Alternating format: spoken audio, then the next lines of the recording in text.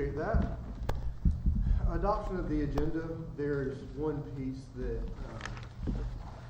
I just want to do a little bit differently, if you'll allow me. On the agenda, you'll see item I for items requiring individual action. It's a property sale. I would like to follow with what I'm saying here. We're going to do two things. Move item I up to the consent agenda, and so put it under H on the consent agenda, but also add it as item C here in new business, so that we can go ahead and answer any questions that are for that. That is it's a fairly routine piece of property. I don't think that there's going to be anything,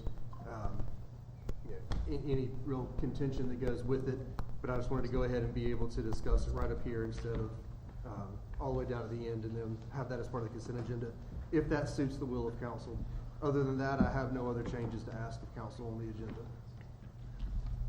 But if that is okay, I would entertain a motion to adopt the agenda as amended.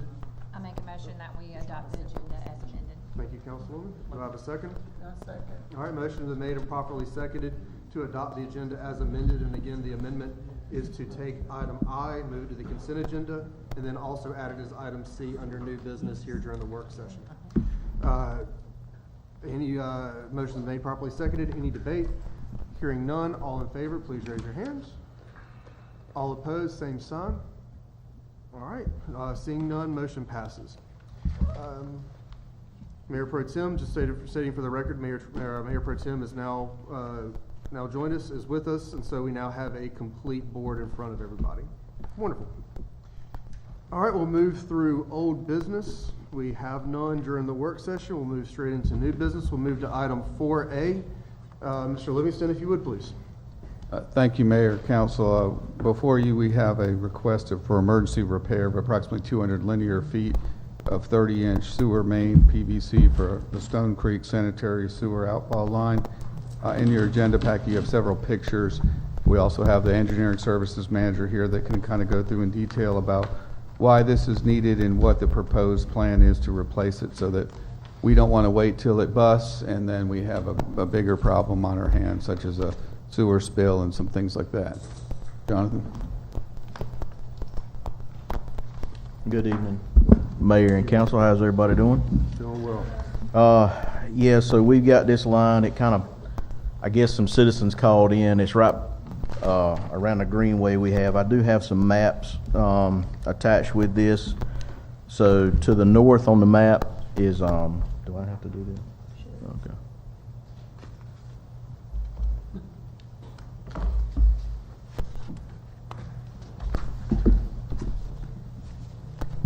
But anyway, there we go. So this map kind of shows where the issue is. To the north on the map is Stony Creek Park. To the south is Elm Street. You can kind of see the street there a little bit. This is a major outfall of ours, and I think there was a typo. This is RCP, which is reinforced concrete pipe. So this line's been in service since probably the mid-60s, and the sewer gases just eat this line up. So it's just, it needs to be replaced. Hurricane Debbie, when it came through, kind of showed this area to us. We have had some issues with it in the past, but I think the next couple slides you can see pictures. Yeah, there you go. But you can see the picture on the left. That's some of the water coming out of the manhole. You can see that. You can see that gray water, and you can see where it had run. It had run off towards Stony Creek, and then the picture on the right, I think Public Works had gone in there and kind of put some dirt in, just to kind of fill it in some. And you can see it's sunk in again. But I did reach out to some folks with FEMA or at the state, and there is no money for Hurricane Debbie. It didn't meet the $20 million threshold. Plus, everybody's working on the western part of North Carolina anyway, so there's just no money available. So we did get prices. We got a price from TA11 to start with. It was $345,000, and we knew it was going to take some time to get it in front of council. So I didn't have to go and get another price since it was considered an emergency. but we did anyway, and Ralph Hodge Construction, they are doing the work out there on Central Heights Road for Barnhill. They're doing all the utilities for them. I've dealt with them a lot in the past. They're a good contractor. They're a big contractor, and they're based out of Wilson, but they give us a price and $112,000, and they're relaying the entire 200-foot section of pipe there. So it's going to be brand new PVC when it's done. Going to get a new manhole. All those manholes out there are brick. So I appreciate it, man.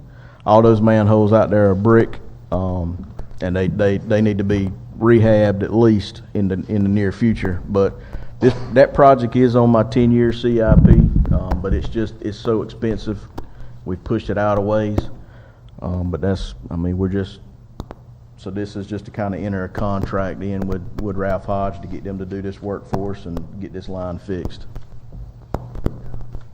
Council, any comments or questions for engineering on this one? Yeah, I do have Councilman, go two ahead. questions. All right. One is, why such a price difference with TA Loving and this company right here? Is Yeah. it something that they were gonna do that this company's not gonna do? So, no, there's not. So, and I was telling Councilman Boyette earlier, I think a lot of times when you categorize something as an emergency, a lot of contractors think they're bidding against themselves.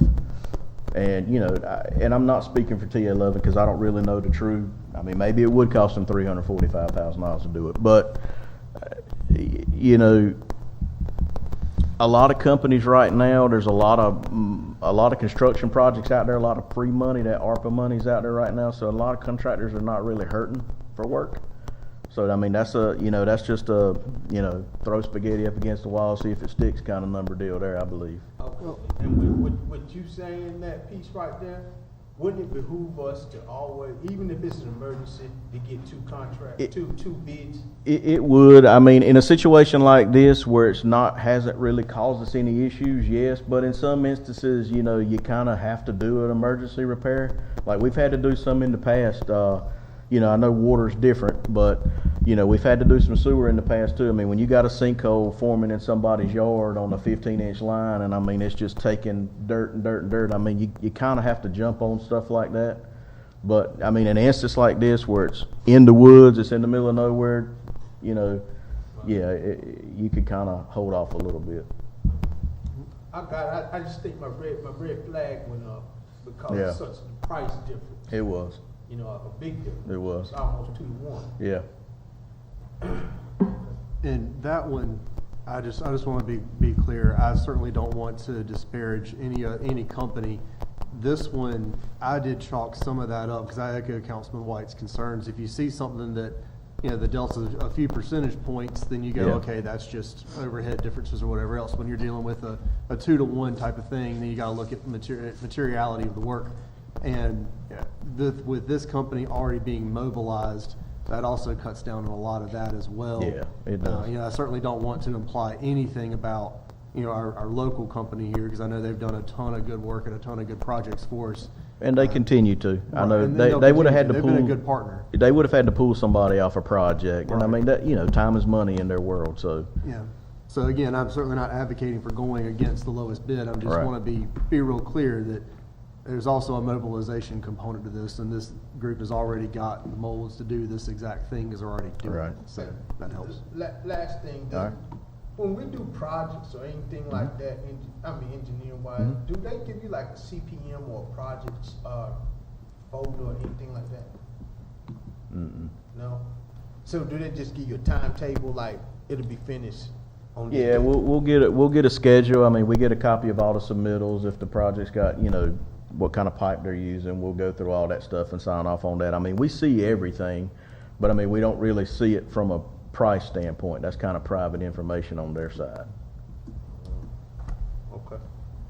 We'll see breakdowns of sales tax and stuff like that. I mean, we know what the material costs, but and we know what they're charging us too. So I mean, I guess technically we do see it a little bit, Okay. but we don't see their overhead that's involved. Okay. Thank you. I don't have anything else. Thank you, Councilman. Any other Councilman?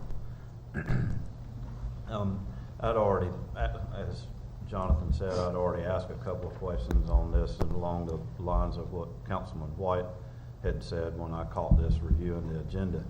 But I would definitely say when we're in a situation to where it isn't an absolute emergency, to always get a second bid. Yeah. Because that's a penny a tax, guys. That Yeah. basically what we're looking at that got saved here by being able to grab another bid. So that was absolutely a fabulous call. Yeah. on your part. Council, any other comments, questions on item 4A on our agenda? Hearing none, as a reminder, this one will be voted on as part of the consent agenda. Just wanted to make sure that it was in front of everyone so you know exactly what you're voting on. I appreciate it. All right, we'll move to item 4B, an MOU with WCDA. Now, on this one, again, just full transparency, we do have a member of our city council that is a board member for WCDA, and when it comes time for any form of discussion or vote, we are prohibited from voting on something that would have a material financial impact on a contract with an organization that we're on the board for. So with that, Ron, I just have a quick question for you. During this part right now, we're not voting. There may be some discussion. Do we need to have that council member excuse themselves even during the discussion, or purely during the vote this evening? Just during the vote. I would advise, though, just not to participate in the discussion, but you can still be present. All right, perfect. All right, so with that, Mr. Livingston, if you would take us through item 4B. Thank you, Mr. Mayor and Council. What we have here is a proposed memorandum of understanding. We already have one with the previous monies that we were granted from the state. We were granted another $5 million to finish up the Mount Olive, aka Project Butter, sewer improvement plan in association with the Mount Olive Pickle expansion. So this memorandum of understanding sort of sets out the parameters by which they will submit to us requests for payments to complete hopefully the third and final phase of this project. The project is going along very well, by the way. We're pumping sewer into the main lift station, the Riverbend station, so we've taken 2 of them offline. This project's going, like I said, very well right now. And then we'll be abandoning all those other lines that go to the 2 other lift stations that are in the floodplain that get in a lot of inflow and infiltration. So hopefully that'll reduce our, the plan is hopefully that will reduce the sewer flows of water intrusion into the plant. But the memorandum of understanding just spells out some of the responsibilities we have. We will review the request for payments. Actually, their engineer will review it. We'll also review it. So there'll be three different sets of eyes, at least on these pay apps. With these grants, you have a lot of requirements to make sure you're conforming with various federal standards, whether it's Buy American or Davis-Bacon Act. They're still the owners of this project. All that will be happening to us and what we're doing right now is transferring the assets from that project, like the lift stations and the sewer lines, over to the city so that we can record it for our assets, for our recording purposes and our asset and inventory and auditing purposes. And that's the gist of it. Answer any questions if you have any. In a previous version, just for council's clarification, in a previous version that was released with the agenda originally, the resolution did say Goldsboro Housing Authority. I want to be very clear, this is not in any way part of the Goldsboro Housing Authority. This is 100% Wayne County Development Alliance. That was a typo left over from audit form. So just to be very clear on that, this is exclusively WCDA and City of Goldsboro. This is, I think, a very good thing that shows that the City of Goldsboro is now in a position to be able to, administer funds like this and have the credibility to administer funds like this. So, Council, any comments or questions? I just wanted to go ahead and get that clarification on the table. Yeah, I have a question. Councilman White, go ahead. So TA11 is doing this project. That's correct. Did we do a bid process, even though it's a grant? Yes, they did a bid process, but Can we see weren't. the bid, Yeah. the bids? No, we weren't the ones doing the project because we were just they're building the sewer system. So it's actually being, the engineering company, which is Withers and Ravenel, are the one that's doing this project. And WCDA is also the entity that's overseeing that. So we weren't really responsible for choosing who was selected or anything of that nature. And just for the record, I'm asking to see the bids or whatever, because I don't care if TA11 does the project, get a local business, it keeps the money in the local economy, and I'm all with that. I just want to make sure that we're doing everything the way we're supposed to be.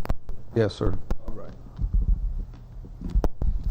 Council, any other comments or questions on item 4B, the MOU with WCDA? And y'all, and council may also remember that when there was the large economic development initiative that went on to secure Mount Olive Pickles expansion in Goldsboro instead of any of the other states that were on the table, there was a fair amount of funding that flowed through WCDA at that time to be able to do some improvements to sewer and some other things that ultimately became the city's assets. You know, this time it'd be the city of Goldsboro that's administering those funds, and that's very much a positive thing. I'm glad that we're in a position to be able to do that now. Council, just closing out one last time, any comments on 4B? All right, hearing none. Let's move to item 4C, and again, this is a slight modification to the agenda. Item I, off of items requiring individual action, moved up to the consent agenda, and then also moved up for discussion here under 4C. So, Mr. Livingston, if you would please walk us through authorization to sell jointly owned property for 4 and 4 Magnolia Street. Thank you, Mr. Mayor, Council. This is a request to ask you to surplus property that's already been advertised by the county. The location is 404 Magnolia Street. The group is Community Technical Assistance, and they would be interested in purchasing the property if the city so chooses to surplus it. And any specific questions about the process, I will defer to Catherine on that. We use the upset bid procedure, which I'm happy to go over with you on that as well. Council, what questions do we have for item 4C on this sale?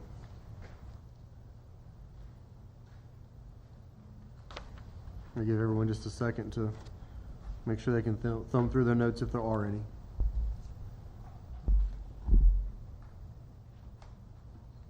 Last call for now. Any comments or questions on? Yes, Councilwoman, please. Do we know or should we know who community technical assistance is? Do we know who I don't. they are?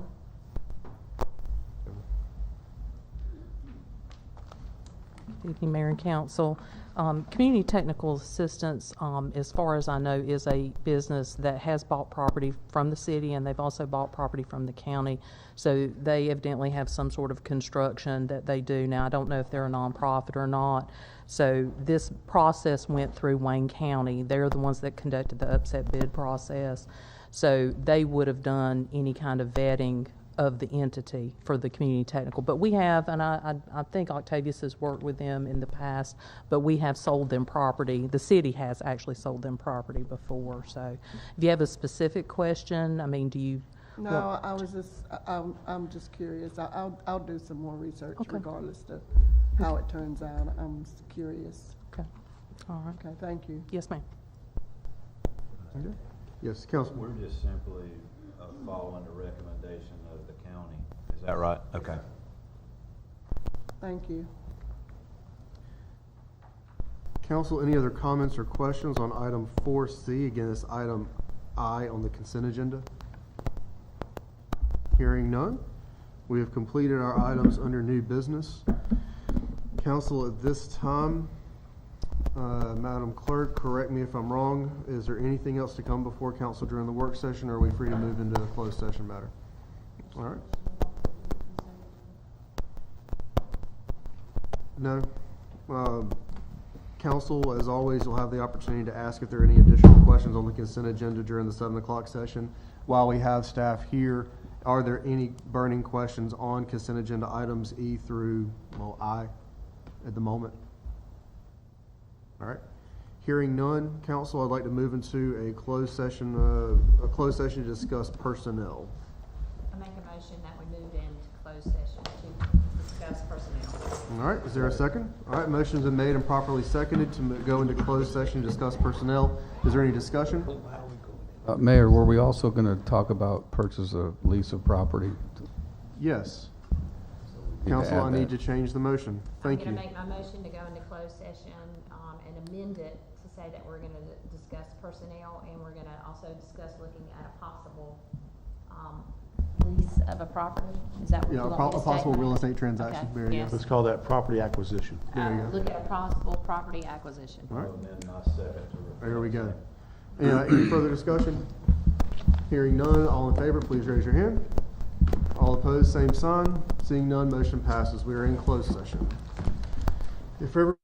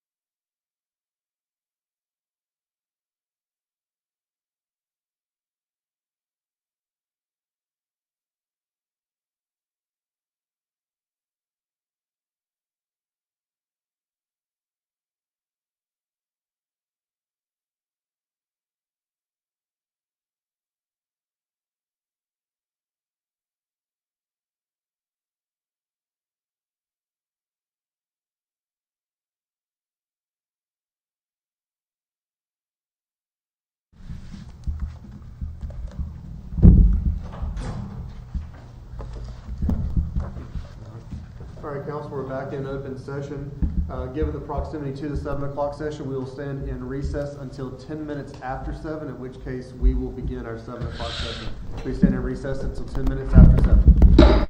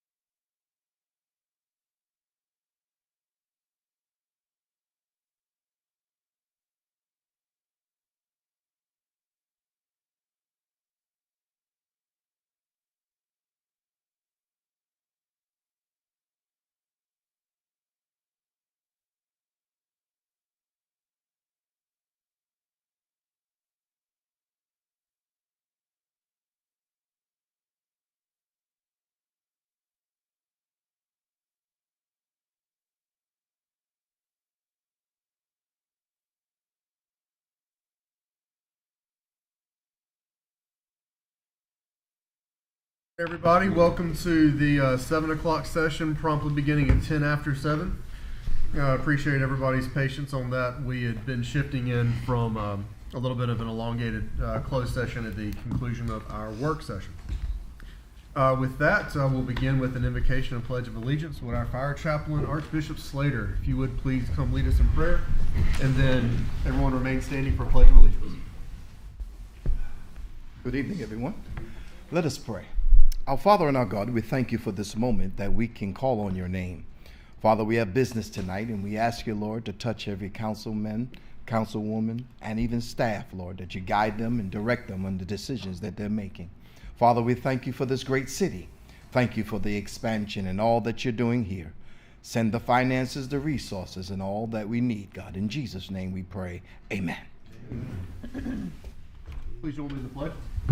I pledge allegiance to the flag of the United States of America and to the republic for which it stands, one nation, under God, indivisible, with liberty and justice for all.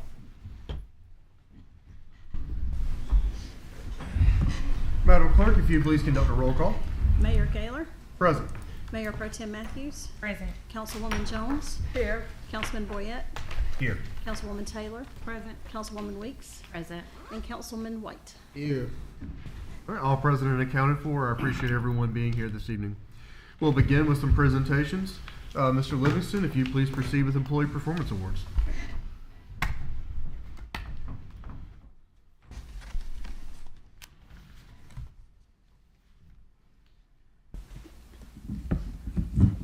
Thank you, Mayor, Council. For the quarter word. First quarter fiscal year 24-25 has been awarded to Kim Powell for outstanding achievement. Kim is a professional in every aspect of her duties as the City of Goldsboro's industrial nurse. She cares about every employee that works for the city. I can attest to that. Her passion to make employees feel comfortable in time of injuries or sickness always shines through. She welcomes you every day with a good morning or how are you today with a giant smile. Kim has scheduled numerous hearing tests, blood drives, flu shots, and trained employees in CPR and first aid. The health field is sometimes a thankless job, but she shines and makes her career a priority in every sense of the word. Her faith and compassion make her an asset to the human resources team.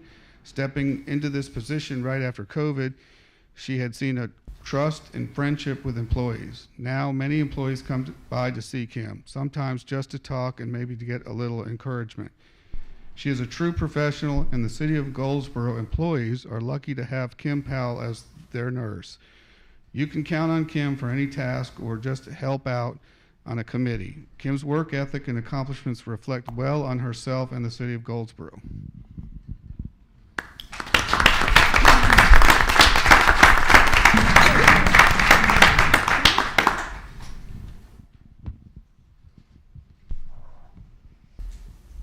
So here you go. Thank you. Look a little different tonight. You normally I see her nursing. One last thing to say, or let's go ahead and make some comments. All right. I just want to say that I'm very honored. I don't take my job for granted. I love every day that I come to work, and I'm one of those nurses that got into nursing for the passion that I have for people. And I love my employees, and I want the best for them. And every day that I come to work, actually, I mean, I am blessed, and I don't take it for granted. So I appreciate it. Thank you so much. You're welcome. Congratulations.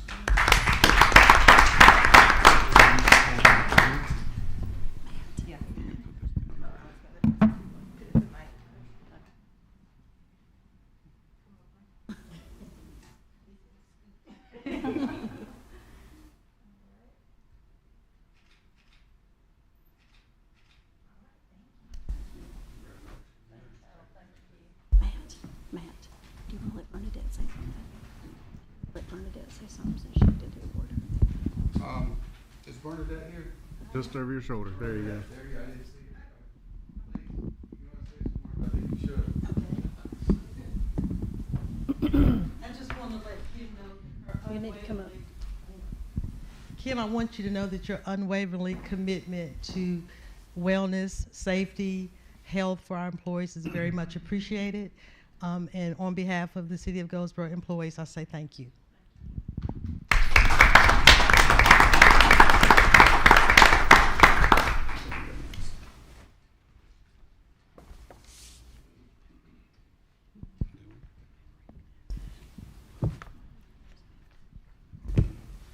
All right, the next Employee of the Quarter Award, 20 fiscal year 24-25 is awarded to Greg Artist for outstanding achievement. Greg has been working for the city for 9 years with the Solid Waste Division. He arrives to work every day and greets everyone he knows with a genuine smile. The front office looks forward to his greetings every morning. Greg is called the Ticket Master. He handles most of the issues and complaints on the call list that is organized to him. The list is ever growing, but he tackles it without complaint. He responds to calls during the day with courtesy and professionalism. He also can be pulled to help our leaf and limb crews and refuse and recycling crews as well. He is a great employee that is always willing to help wherever he needs to be, no matter how big or small the job. His genuine courtesy and overall willingness to help has made a huge impression to all of his coworkers. Greg is a well-rounded employee that goes above and beyond his job requirements. Sometimes the ones that do the necessary daily, mundane work are overlooked for recognition and are not given a simple thank you. Greg always has a positive attitude and a smile on his face. His hard work and dedication are greatly appreciated by all that know him. Greg's work ethic and accomplishments reflect well on himself and the city of Goldsboro, awarded this day, October 21st, 2024. Greg.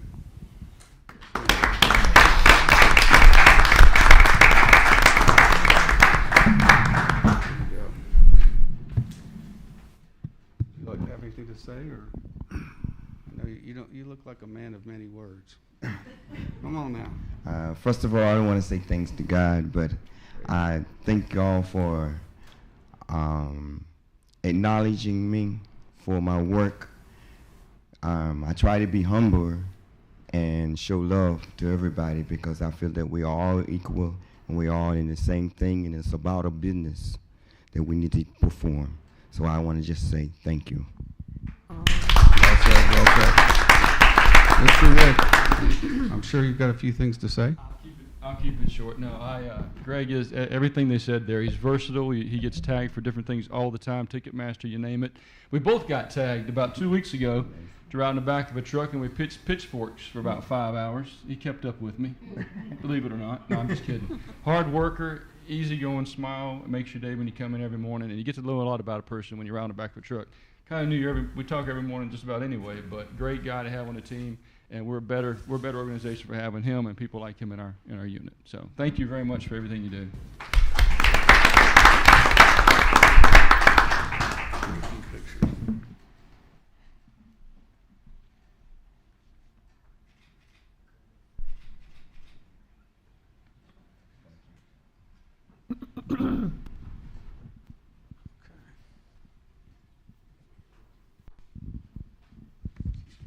Okay, next up, Supervisor of the Quarter Award. Not sure that he's here tonight, but this is for Captain Trey Ball for outstanding achievement. Captain Trey Ball has been an extremely influential person and mentor within the department. He has shown compassion and understanding during the most difficult times and can always be trusted to guide you in the right direction. He is always there to listen and provide guidance to help get anyone through the toughest of situations. He is also a leader in the Police Explorers program, and it would not be successful without his leadership and passion to keep it going and give the kids a safe space to learn and make lasting friendships. Captain Ball has worked with the department for over 28 years and has achieved many great accomplishments during his time with the city. He began his career as a police cadet in 1995, climbing the ranks to captain in 2012 through his dedication and commitment to public service. He retired October 1st, 2024, and is missed greatly by all that have known him. Captain Ball's work ethic and accomplishments reflect well on himself and the city of Goldsboro. Awarded this day, October 21st, 2024. Congratulations to Captain Trey Ball.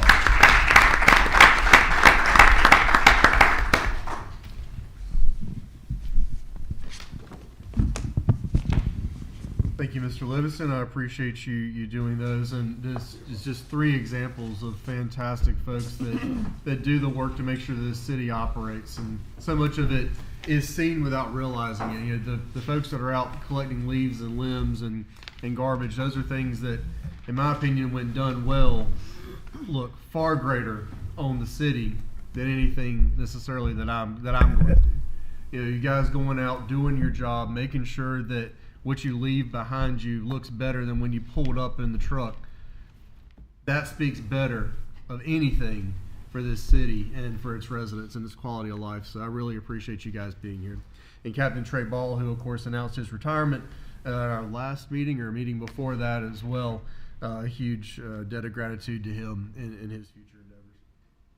Speaking of, now we'll move to ceremonial documents, item B on our agenda. Proclamation. I'll read the proclamation. It is purely a ceremonial document. National First Responders Day Proclamation. Whereas first responders include both professional and volunteer men and women, 9/11 dispatchers, law enforcement officers, firefighters, emergency medical services personnel, search and rescue teams, rescue pilots and divers, emergency management professionals, and members of other organizations in the public safety sector who come together as a vital part of the community to maintain safety and to aid the public in times of crisis and emergency. And whereas first responders undergo great personal sacrifice, significant education, and specialized training to contribute their necessary skills for the public good 24 hours a day, 7 days a week, often selflessly and courageously risking their own safety to do so. And whereas in 2019, the United States Senate passed a resolution designating October 28th as National First Responders Day to honor all those that put their lives on the line. And whereas serving as a National Day of Gratitude, we pay tribute to the extraordinary efforts and sacrifices made by first responders and their family members on a daily basis in order to protect our schools, workplaces, roadways, and homes. And whereas the day also pays tribute to the fallen first responders and their families for their unwavering commitment and unhesitating dedication to the community. And whereas acts of kindness and appreciation from citizens for our first responders provide them needed encouragement and support to confront the dangerous and uncertain situations they face every day. Now therefore be it resolved that the Goldsboro City Council does hereby proclaim October 28th, 2024 as National First Responders Day in Goldsboro, North Carolina, and call upon the citizens of Goldsboro to take time not only on October 28th, 2024, but throughout the year to show gratitude, appreciation, and support of the first responders that put their life on the line every day to make our community a better place to live. In witness whereof, I have hereunto set my hand and affixed the seal of the city of Goldsboro, North Carolina, this the 21st day of October 2024. To those of you who are watching and those of you who are present, thank you for what you do. Thank you for being willing to be that first line of defense and that voice on the other end of the phone whenever someone calls in what is inevitably their worst moment of certainly that day, if not their week or life. So thank you for all that you do. Next, we'll move directly into public hearings. We have item C. It is Z0924 Southeast Investors Group, LLC. Mr. Helmer, if you please come up and deliver the brief. The process for everyone following along, we'll have our brief, then we'll have remarks from the applicant, then we will open the public hearing, we'll administer the public hearing, and then we will proceed back with any questions from council to either the applicant or to Mr. Helmer for clarification from that. So, Mr. Helmer, please. Thank you, Mayor guide and us on. Council. The first case before you tonight is Z0924. Southeast Investors Group, LLC, is requesting to rezone a 116-acre tract of land from R20A to R16 and R16 to Industrial Business Park-1. The property is located on East US 70 Highway and Thoroughfare Road. So the current land use designation at this location is identified as being conservation, which is what the comprehensive land use plan identifies this property as. The request is to rezone from R20 and R16 to the industrial business park. Currently, there's no specific use of the property. As such, all permitted uses within the zoning district shall be permitted as this is a conventional zoning request. So it's a 116-acre tract of land. In your packet, you'll see a zoning map showing the adjacent zoning districts. The property considered for rezoning is highlighted in yellow on this map.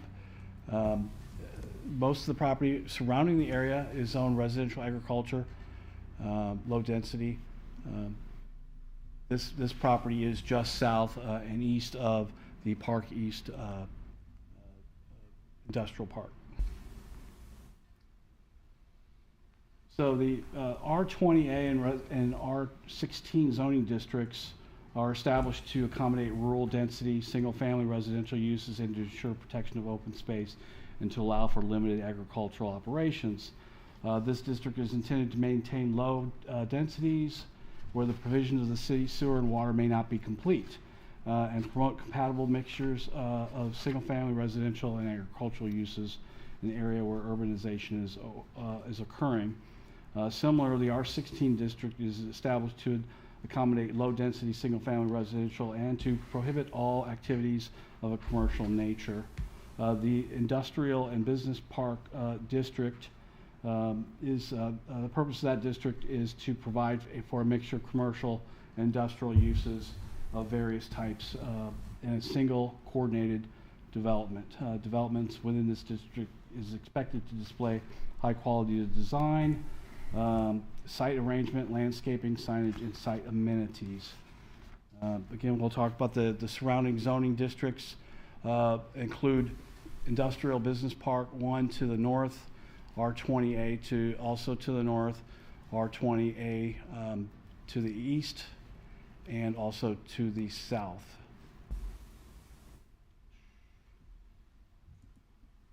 So the existing R20A and R16 allows for single-family detached modular homes and special population housing.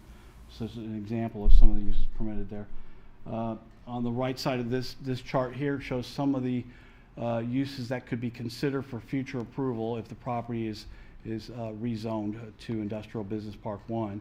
And that includes government offices, fire stations, building supply, clinical, medical, therapeutic facilities, computer operations, data centers, copy, printing, dairy products processing, dry cleaning, food prep, the general manufacturing, general warehousing, newspaper offices, printing plants, truck terminals, and other services.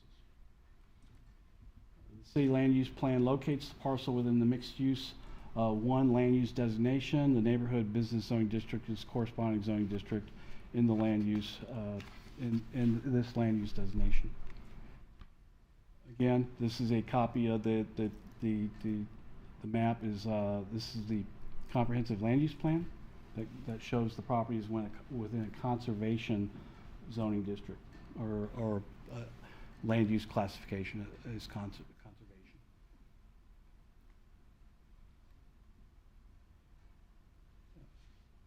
So this is a conventional rezoning. If the rezoning is approved, a site plan will be required for future development of the property, and formal comments will be required from the city TRC, which is the Technical Review Committee. Staff's evaluation is if this is a rezoning proposal for approximately 116 acres to be rezoned from residential 20 to R16 to the Industrial Business Park zoning district. All permitted uses within the considered zoning district can be, all uses permitted in that district can be considered for future approval. The property is located directly south of Park East, west and adjacent of Norfolk Southern Railroad, and east of US Highway 70. Land uses surrounding the property are consist primarily of agricultural farmlands and woodlands. And according to the city GIS maps, the property is not located within any special flood hazard area or known wetlands. The property is in close proximity to major transportation corridors such as East US 70, Norfolk Southern Railroad, and as well as city and water and sewer services are available nearby. City services available to serve the area include police, fire, and refuse collection, Lastly, the property is located within Seymour Johnson Air Force Base. Noise overlay district. Commercial development within these corridors may be restricted depending upon the proposed location and use of the property. Staff is recommending approval of the rezoning request based on the following factors. The range of uses permitted within the requested zoning district are compatible with surrounding zoning patterns and land uses. The city would be able to provide sufficient public safety and meet transportation and utility demands while maintaining sufficient levels of service to existing developments in the existing industrial park. Proposed rezoning will not impair the health, safety, and general welfare of the public, and proposed zoning is consistent with the city's Goldsboro Comprehensive Land Use Plan. Planning Commission reviewed the request, and at their September 30th, 2024 meeting, voted unanimously in favor to rezone the request from R20A, R16 zoning district to the Industrial Park 1 zoning district. This board is requested to review the proposal and make a decision for rezoning.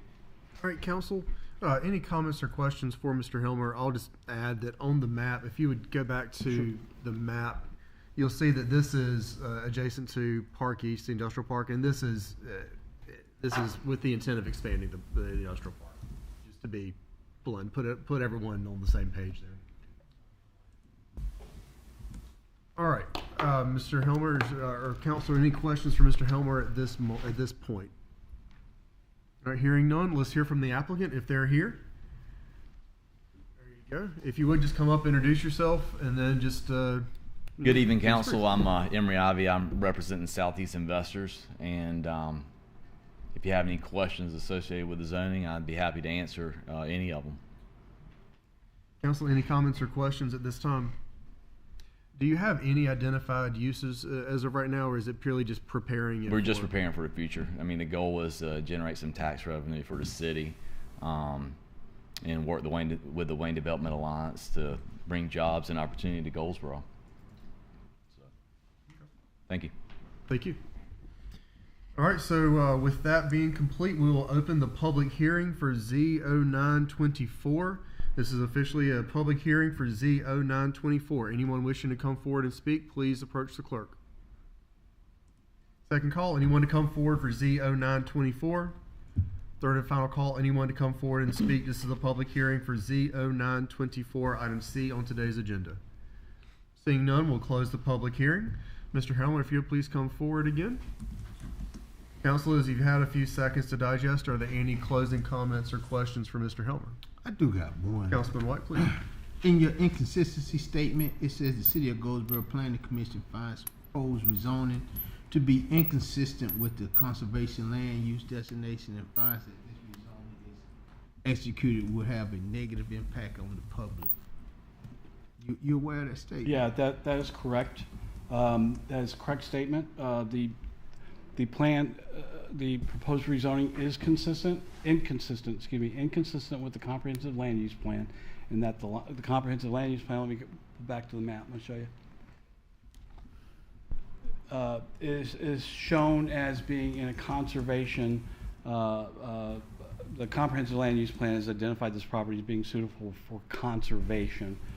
In this context, it's basically just agricultural land, which is, and so we've got, they're currently growing trees on it as well as some other crops, I guess, to the east there. But yeah, so there are no, point is that it's adjacent to existing industrial zone properties, so we feel that is consistent with the intent and purpose, and would not cause harm to the public at large. Mr. Helmer, just yes. The vote on the inconsistency statement was 5 against. Just for the record, so everyone knows what we're talking about. The inconsistency statement 5, it was a 0 to 5 vote against. Yeah, the inconsistency the statement. opposite of approving it. Yes, which is that's right. I mean, it's 5-4-0 against, or that's the reciprocal of that. Maybe I didn't mean to confuse. So there were for the planning commission 5 voted in favor of the consistency statement. That's correct.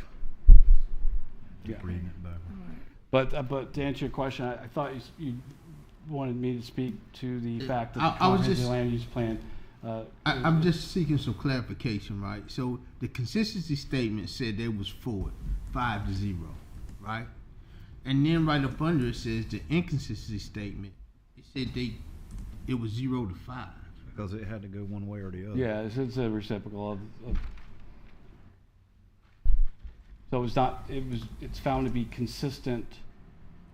This is where they're saying they find it to be inconsistent. And then, That's what that's the opposite of that is it's found not to be inconsistent. It says does not recommend approval to the city council. Oh, I may have. That's what it says in here. Yeah, I'm sorry, I misunderstood that, but just the plan commission voted unanimously to recommend approval based on the consistency statement that it is consistent with the. I had to go back and read it. Well, it's not actually in my presentation, but The point is it's in the agenda packet. Yeah, The so- the point is that 5 voted against the inconsistency statement. That's what's in our packet. Yeah, and, so- and I believe that to be correct, because 5 voted in favor of the Yeah, consistency that is statement. correct, yes, sir. So the inconsistency statement that is presented here is largely irrelevant for our purposes that's because correct. no one Yeah, voted to adopt that I should have just statement. left it blank. My apologies. And I just wanted to clarify why it's on the page was okay. just transparency. Got you. 160D for you. Council, Okay. go ahead, I Council. just didn't hear what he said. I just want to hear what. The 160D, which I'm, the new, all, it's just confusing. I mean, the way the new rules require some of this stuff to be. I mean, you had a unanimous vote for consistency, okay, well then you have to have a unanimous vote for not consistency. It's just confusing to someone that's But yeah, not familiar with the process. I misunderstood in that the fact that the reciprocal of 5 voting consistent, the way we currently write it up is it's not the same as the reciprocal of that, because there's that extra line in there that says, which I guess is written to more or less support the denial of it. So, yeah, so it says, yeah, furthermore, city council finds the ordinance amendment is not consistent with the adopted plan. So, yeah, so that's the point. Just strike that from the record, because the record is the plan commission voted 5-0 to recommend approval of the proposal based on the consistency statement provided here. Council, any other comments, questions? I saw. All right, Councilman, go ahead if you like. Just to clarify, that the planning commission unanimously recommended approval, and there's no reason to not approve it. It's part of the industrial park. It's confusing the way it has to be presented in order to comply with state statute. Yeah. Yes, ma'am. Yeah, Councilman. that was all I had my hand raised. That was all I was going to say, is that it was approved by the planning and that it was consistent. And it's a matter of semantics, the way it's written, and it's extremely confusing, and we need to figure out a way to make sure that it's not confusing to everyone. So with that, council, are there any other comments or questions before we call a vote? Hearing none. Is there a motion to approve and adopt the ordinance to approve with the inclusion of the consistency statement, which again is what got voted 5-0 in favor of? So is there a motion to approve and adopt the ordinance to approve with the inclusion of the consistency statement? So moved. It doesn't matter. It doesn't matter. All right, motion's been made and seconded. Is there any debate? Hearing none, I will call the vote. All in favor of the motion to approve and adopt the ordinance to approve with the inclusion of the consistency statement, please raise your hand. All opposed, same sign. Seeing none, motion passes. All right, thank you. Z0924 is approved with the inclusion of the consistency statement. All right, we will move to our next public hearing, item D on our agenda, UDO 324. Mr. Helmer, while you're still here, if you would please walk us through this one. Thank you, Mr. Mayor. UDO-3-24, City of Goldsboro, Unified Development Ordinance, Section 9.2, Definitions, Section 5.4, Table of Permitted Uses, and Section 5.5, Supplemental Use Regulations for regulation of tobacco, vape, CBD, hookah, and similar establishments. That is the topic. City Council has directed staff to draft an ordinance amendment that will limit the permitting of tobacco, vape, CBD, hookah, and similar retail establishments at locations where children may be in close proximity. This includes any location near a school, public or private, churches, daycare facilities, youth facilities, community centers, city recreational facilities, city parks, and hospitals. Staff has conducted research in an effort to understand what actions other communities have taken to protect children from dangers of tobacco-related land uses. Apex, Greenville, Jamestown, Rolesville, Statesville, Shallot, Smithfield, Spring Lake, Knightdale, Wilson, Wake County, and Cumberland County have all similar regulations in place for CBD sales. This draft ordinance was actually modeled after Jacksonville, North Carolina UDOs.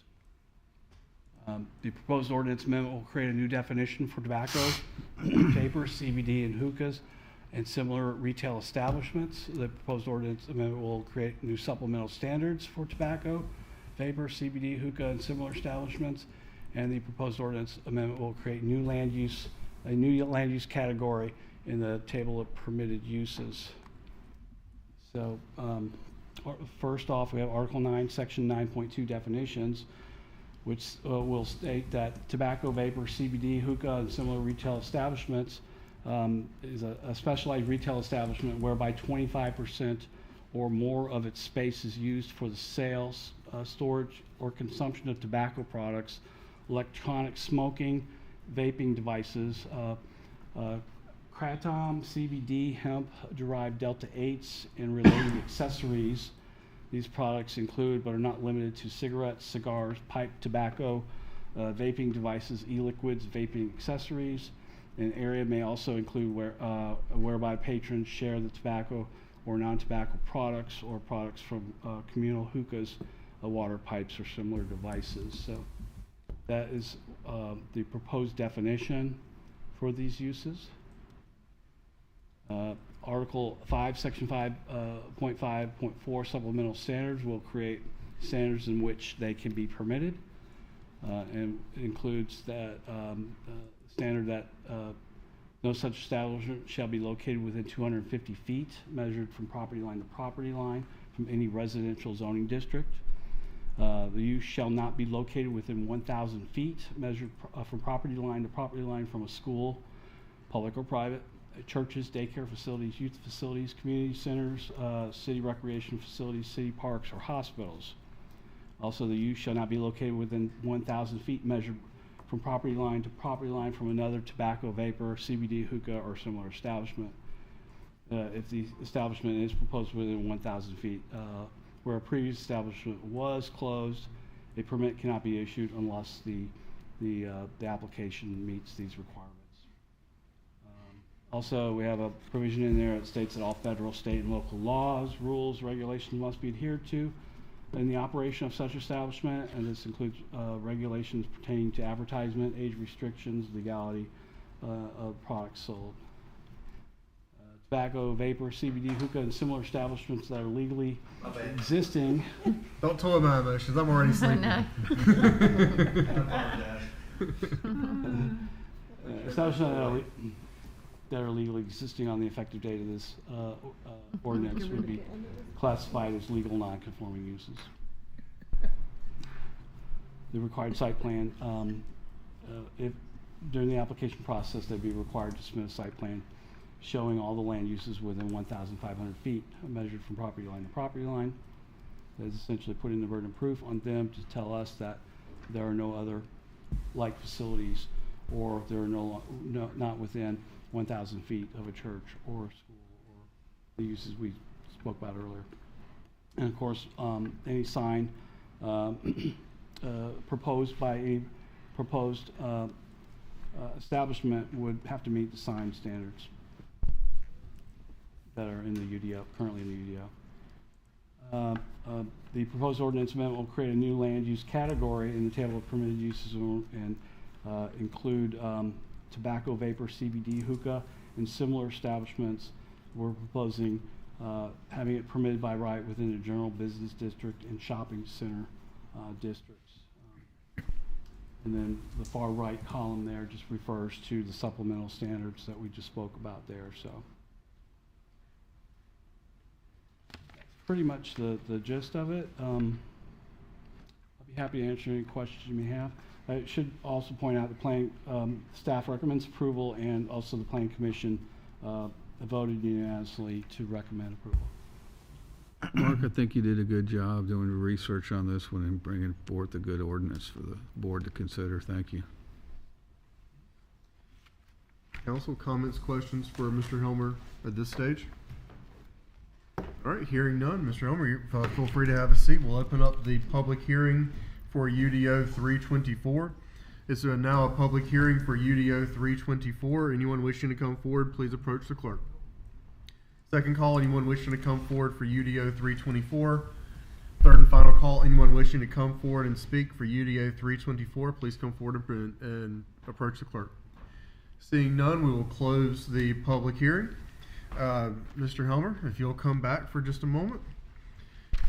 Council, are any, since you've had just a few seconds there, is there any questions or comments for Mr. Helmer at this stage in the deliberation? Hearing none, we will move. Mr. Helmer, you're free to sit down again. Not to have you doing calisthenics here, but hey, we're moving quickly. So council, having been briefed and received this in the agenda packet, is there a motion to adopt the ordinance amending the City of Goldsboro's Unified Development Ordinance, or a motion to the alternative? So moved, Mr. Mayor. All right, motion's been made and seconded to adopt the ordinance. To clarify, since I did phrase it oddly, just to clarify, a motion to adopt the ordinance, amend the City of Goldsboro's Unified Development Ordinance. Motion's been made and properly seconded. Is there any discussion? Hearing none, we'll call the vote. All in favor of adopting the ordinance, please raise your hands. All opposed, same sign. Seeing none, motion passes. UDO 324 is passed. And thank you for your work on that, Mr. Helmer. I realize that we put two of them on you back to back. The other one actually being, if I'm not mistaken, in our consent agenda this evening, having already been deliberated on in a public hearing in previous meetings. So thank you very much for your work on these. I know they're important and they're time consuming, but thank you for your work. And Ron, you as well. I know you've been involved a lot in editing as well, so thank you. All right, that having concluded our public hearings, both in the affirmative, we'll move to public comment period. Anyone wishing to come forward to speak during the public comment period, the policy will be up on the screen here in just a minute. Ms. Getz is going to go and get the, what's the squeak? Anyway, Ms. Getz is going to go get the clipboard, and then after that we will begin. Mayor, our first speaker is Carl Martin. All right, Mr. Martin, welcome. Give us just 1 second to distribute, and then we'll start the timer.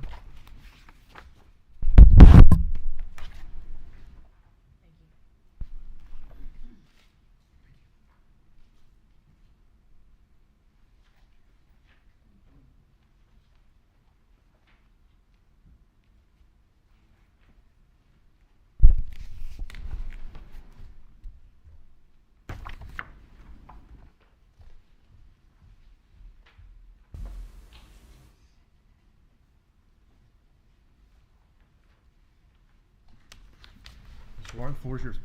Good evening. Good evening.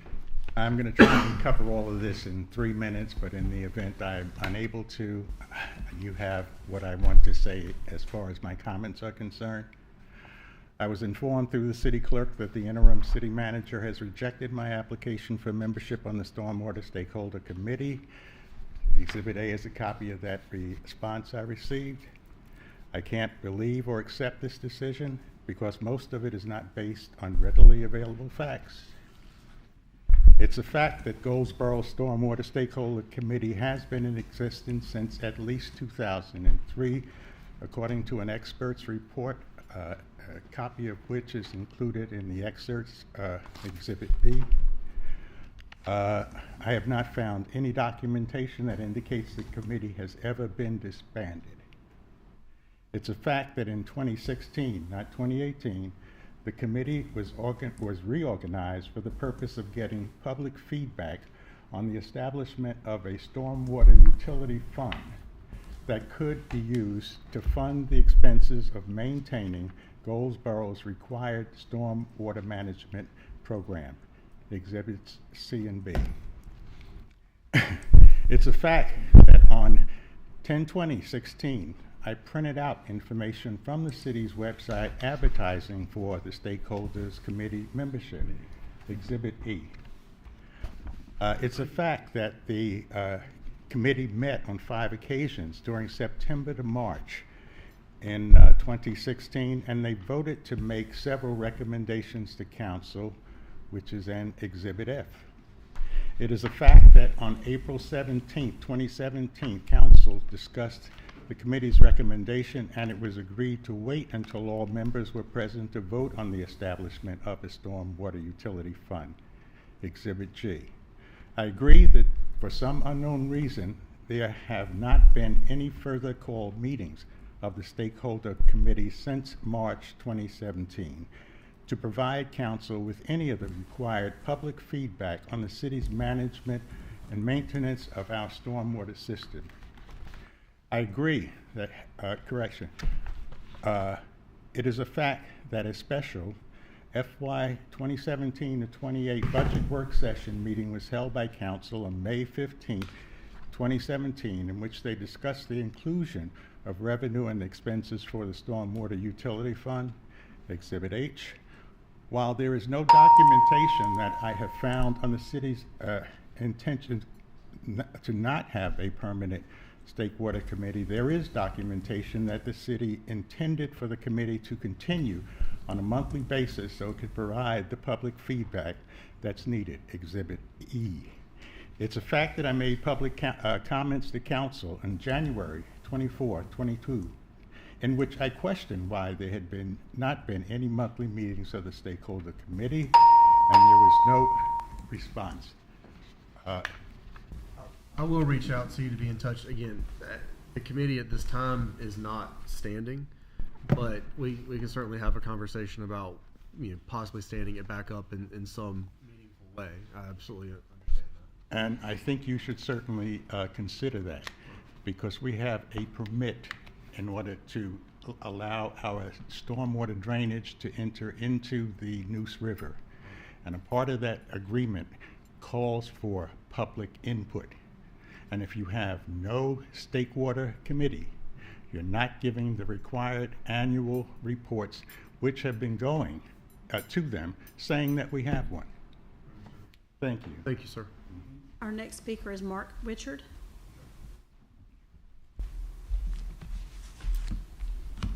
Good evening, Superintendent. Yeah, good evening, Mr. Mayor, members of the council, Mr. Manager. It is indeed a privilege to come before you tonight. I realize in your positions, rarely do you ever get someone that comes and says thank you for the work that you do. But this evening, I do want to appear before you to say thank you for your support of Selena Bennett's Community Supporting Schools program. Selena has been a tireless advocate for working in our schools through her support of our students that need extra assistance in educational programs and offerings. And again, Selena's supporters within her program have been a tremendous asset to our school system. And I want to say thank you for helping her to expand her program this year to include North Drive. Just today, I checked on the status and progress of that particular facility, and I'm happy to say that it is up and running, and we're looking to expand it even further. So again, I want to just come before you this evening just to say thank you. It does truly take a village to raise our children in our schools and in our communities. We are proud of the progress that we've had over this past year for Wayne County Public Schools. Probably one of the better years we've had in decades, plural, in terms of the academic improvement that we've made. And again, I've charged our staff again this year with pulling at least 2 more schools off and adding 5 more points of composite growth to what we've done as a school district. If we do that, we'll be in the top 40 school districts in North Carolina if we achieve that particular rate of growth. So again, thank you for your support. Thank you for your partnership. And again, we count it as a blessing to work with the city in our endeavors of what we do for our schools, our students, our community together. Thank you. Thank you so much this evening. Thank you for being here. That was our last speaker. All right. So with that, we will close the public comment period. Mr. Livingston, if you would please just represent the consent agenda items, or just in brief, and then we'll move for a vote on the consent agenda. Thank you, Mayor. I'll just entertain if there's any questions on any of the items prior to the vote. Council, any comments, questions on the consent agenda items? Of course, the more cumbersome ones haven't been addressed during the work session.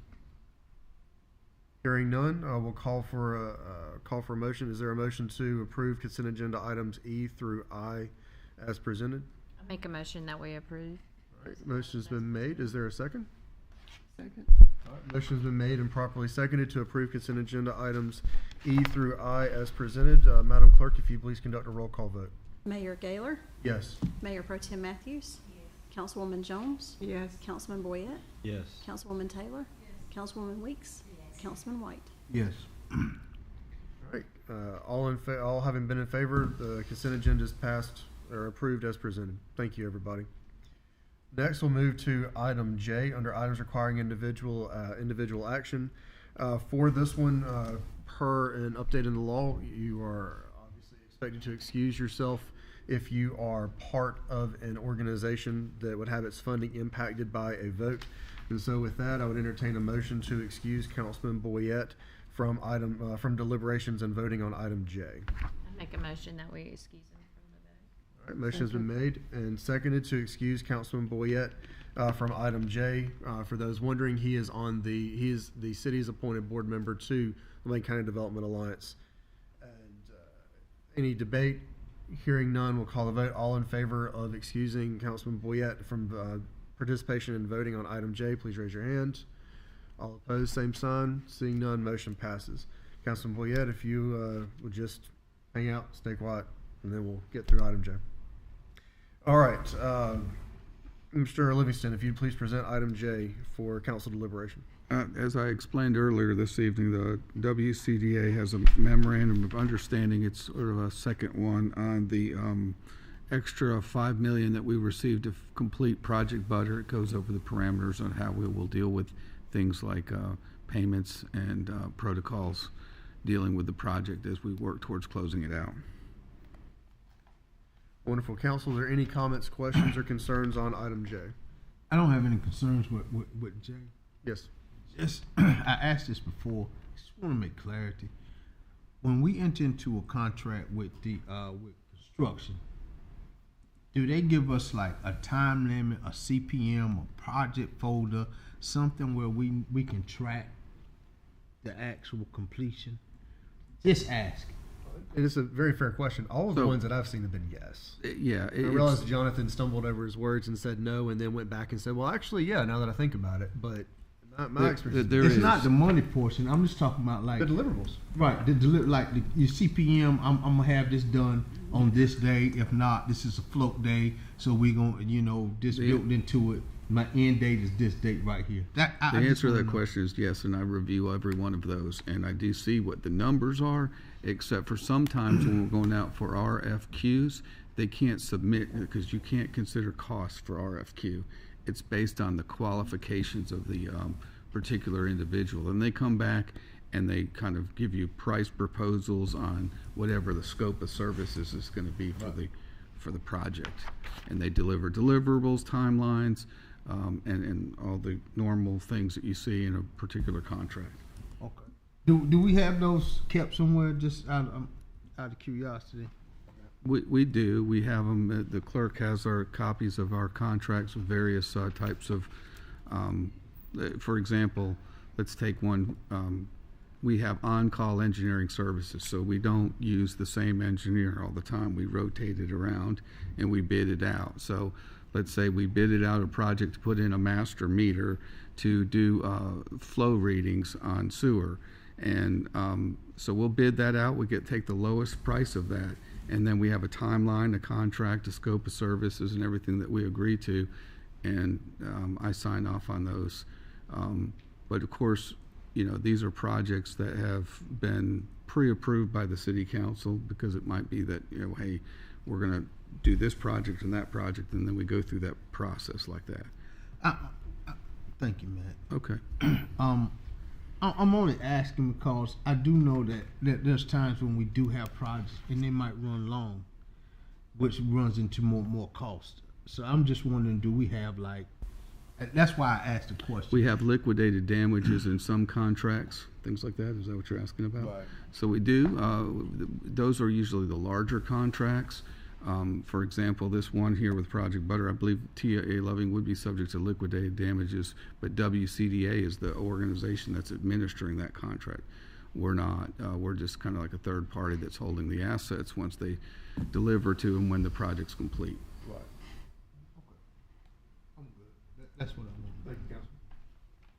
Any other comments or questions on item J? All right, seeing none, we'll call the vote. Is there a motion to approve the memorandum of understanding as presented? And remember, there is a edited version in your folder that just simply has the correct name in the signature block. Is there a motion to approve as presented? I make a motion that we approve it as presented. Thank you, Councilwoman. Is there a second? Is there a second? Second. All right, motion's been made and properly seconded to approve the memorandum of understanding with WCDA as presented. Is there any further debate? Hearing none, we'll call the vote. All in favor, please raise your hands. All opposed, same sign.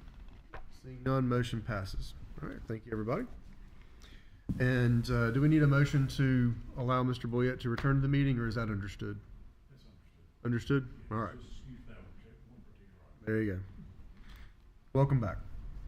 All right, we'll move to item 10 on our agenda. Mr. Livingston, if you would, please, the manager's report. Okay, thank you, Mayor. Just a couple of high-level things. You guys know that we're doing the org study, so I would encourage you to, if you haven't had a chance to talk, or they'll be contacting you, or maybe scheduling Zoom meetings to talk about some of the, you know, initial things that they're doing and what their results are. We'll also be doing that with our staff. And they're also doing the pay and classification study, which is well underway. The departments are reviewing those pay classification information, and they're coming up to me, and I'm also reviewing them. So that's going along pretty well right now. Some of the other things, audit, obviously, we're working hard on that. We do intend to submit the audit on time. That will be done. Things are going very, very well with that. And we're also working on our CIP, which we hope to have done in the fall to help prioritize a lot of the funding requests that they're going to be. We're sort of behind on funding certain things because we haven't been able to do debt financing. So you're going to see a lot of impact that with our CIP coming forward.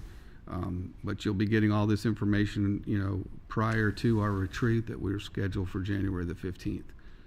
Any questions for me, Mayor? Council, any comments or questions for Mr. Livingston? Hearing none, I appreciate that.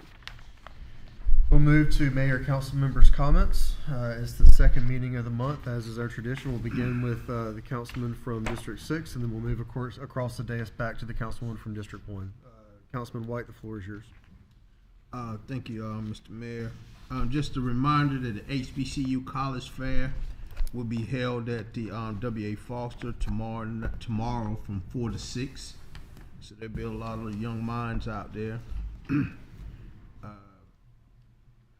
As far as hiring for the vacant spots, I'll get with Matt offline about that. And voting, the voting going on, I went out there and voted actually, and it's a plethora of people out there, which made me want to bring this to the table just marinate over. I know that we have off-cycle elections and we have poor turnout, but I've seen with the general turnout that I think we'll get more participation in our elections, plus cut down on the election, if we would try to align our local elections that's off-cycle with the general election, just something to marinate over. And Coach McLaren, the Goldsboro High School football coach, will be inducted into the Elizabeth City State Football Hall of Fame this weekend. So we congratulate him on that, and that's all I have. Thank you, Councilman. Councilwoman Weeks, the floor is yours.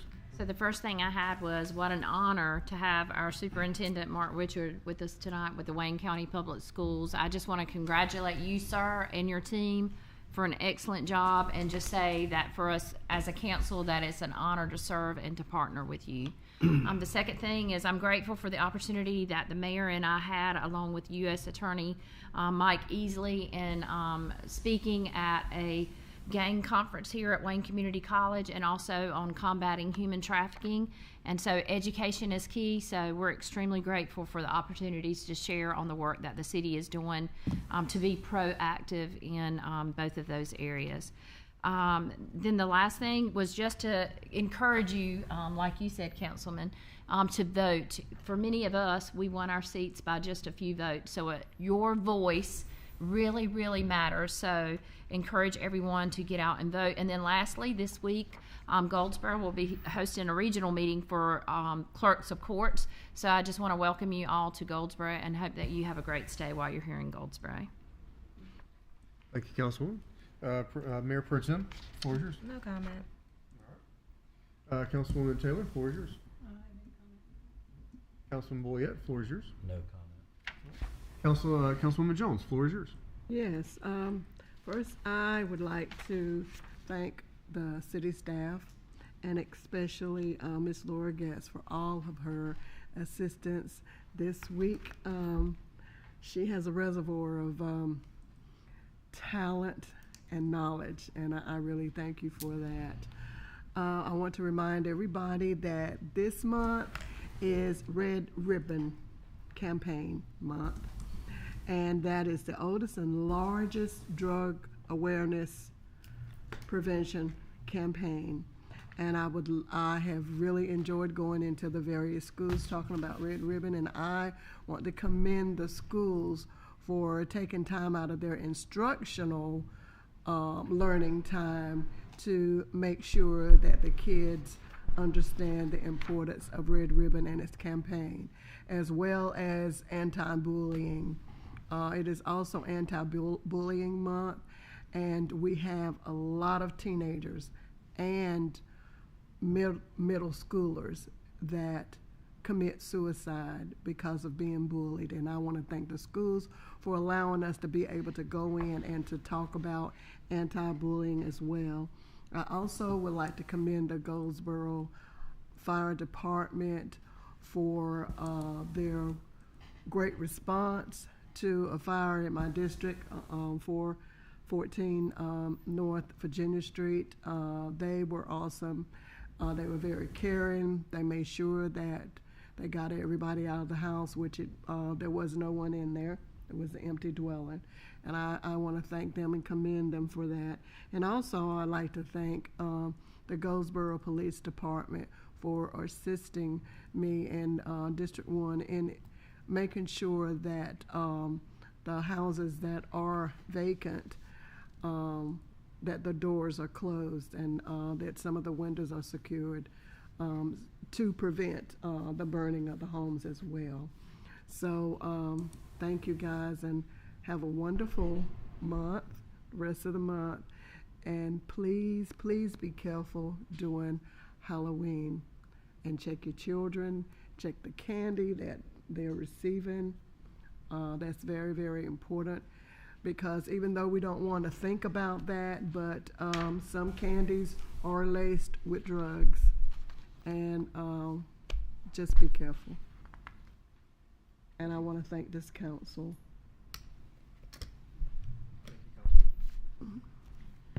My comments will be relatively brief and will certainly mirror some things that have already been expressed. But our relationship with Wayne County Public Schools and with that school board and with that superintendent is very strong. Even when, Dr. Witcher and I sometimes have to speak, a little bit candidly to each other, it is a very healthy relationship. I appreciate his willingness to converse with us and the commitment to our SROs and the commitment to what he's trying to do system wide. I just simply want to say thank you. I did not know that he was coming tonight until right before the meeting. I'll return that gesture when the time is right. I'll absolutely return that gesture. Next, city shred event. Some remember this was rescheduled due to some technical errors. Long story short, it has been rescheduled Friday the 25th from 11 to 2 over at the property formerly known as the Herman Park Center. It'll be in the parking lot just back over there. As anyone who's been a victim of cybercrime or been a victim of identity theft understands the importance of making sure that your stuff is shredded, is thrown away, and is out of harm's way.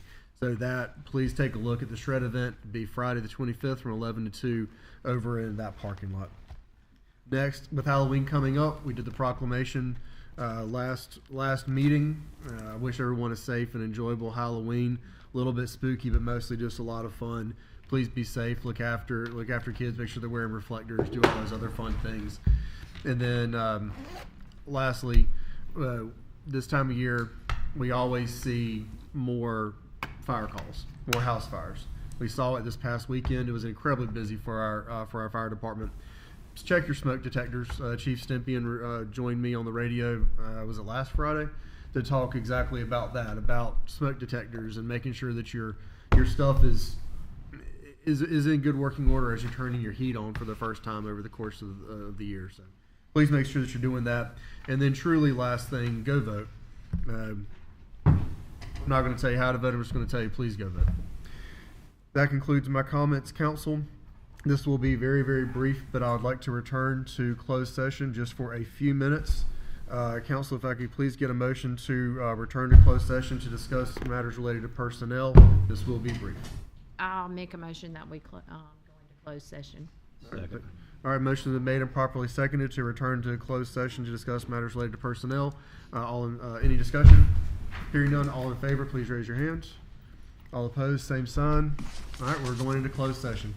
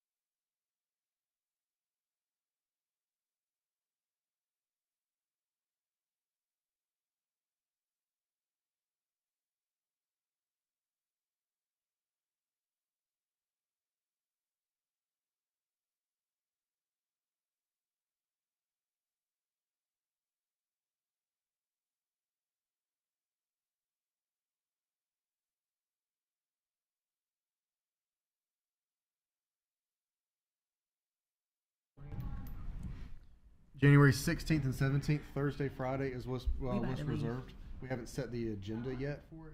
So We leaving. I was trying to get a feel from council through Laura. I think we're back on. Give me 1 second. It's the 16th and 17th?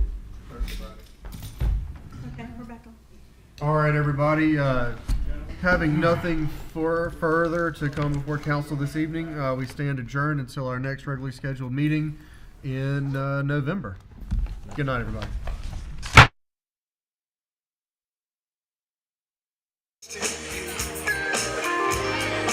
This one